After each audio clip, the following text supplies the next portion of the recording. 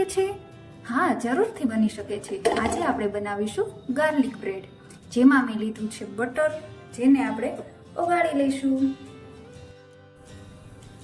તો આપણે પહેલા બટરને મેલ્ટ કરી લઈએ. બટર મેલ્ટ થઈ જાય એટલે આપણે તેમાં લસણ નાખીશું.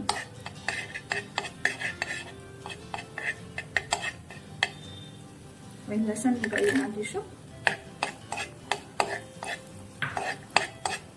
તેને થોડી બ્રાઉન થાય ત્યાં સુધી આપણે બટરમાં ફ્રાય કરીશું.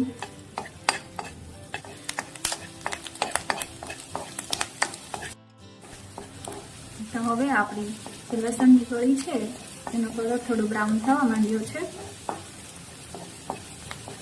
તો એને આપણે કાઢી લઈશું.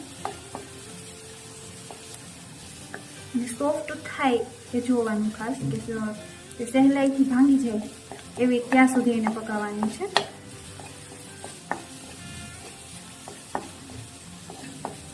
હવે આપણે એને કાઢી લઈશું. હવે આપણે બટર લીધું છે એને આપણે છીણી લઈશું. હવે આપણું જે બટર છે એ સરસ રૂમ ટેમ્પરેચર ઉપર આવી ગયું છે. હવે જે આપણી લસણની કળી છે એને આપણે આ ચમચીની મદદથી શેકી લીધી છે. હવે એ નાખીશું.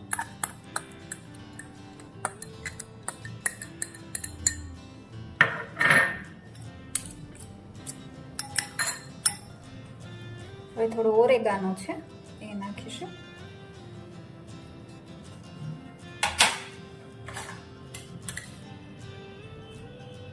ચીલી ફ્લેક્સ છે એ નાખીશું. ચીલી ફ્લેક્સ તમે વધારે ઓછા કરી શકો છો, જેને તીખાશ વધારે પસંદ હોય એ વધારે લઈ શકે છે.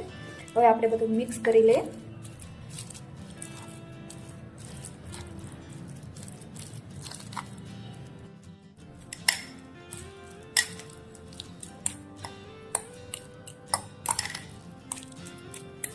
તો સરસ આપણે મિક્સ થઈ ગયું છે. હવે જે આપણી બ્રેડ છે એને આપણે એક સાઈડ આપણે શેકી લેવાની છે. એના માટે આપણે બટર નીચે લગાવીશું.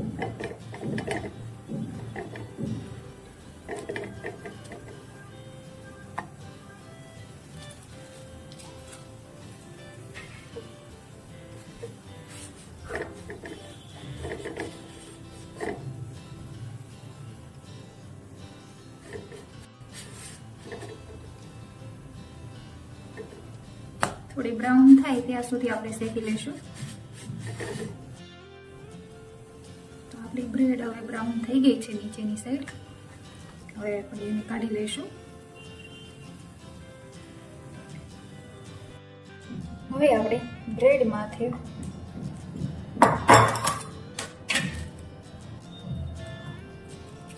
જે બેટર રેડી કર્યું હતું એ લગાવીશું.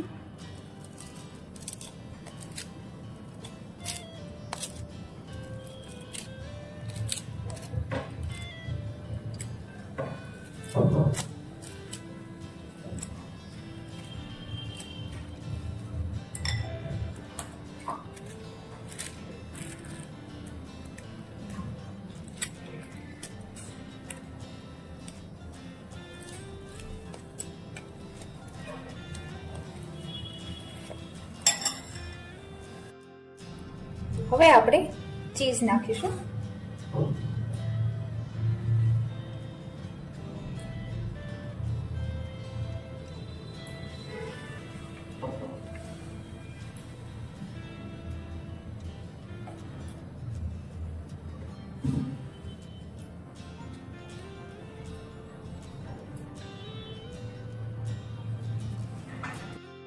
તો હવે આપણે એનામાંથી થોડા ચીલી ફ્લેક્સ નાખીશું.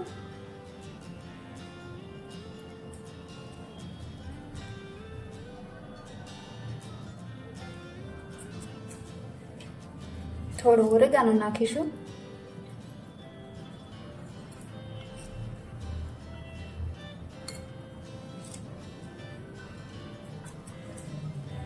હવે આપણે એને બેક કરી લઈએ. બેક કરવા માટે આપણે એક પેન લીધું છે, જેને નીચે આપણે બટર લગાવી લઈશું.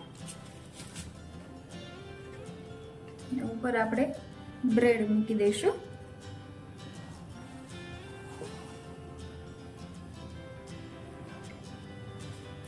ગેસની ફ્લેમ એકદમ સ્લો રાખવાની છે, જેના લીધે નીચે છે બ્રેડ એ વધારે બ્રાઉન ના થઈ જાય. અને હવે એને ઢાંકીને આપણે જ્યાં સુધી ચીઝ ના મેલ્ટ થાય ત્યાં સુધી આપણે એને બેક કરી લઈશું. હવે આપણું જે ચીઝ છે એકદમ મેલ્ટ થઈ ગયું છે. આપણી ગાર્લિક બ્રેડ છે એ તૈયાર છે. એને કાઢી લઈએ. તો તૈયાર છે આપણી ગાર્લિક બ્રેડ, જેને તમે ઘરે આસાનીથી બનાવી શકો છો. જ્યારે ઘરનું આપણે ઘરે બનાવી શકીએ તો બહાર શા માટે જવું?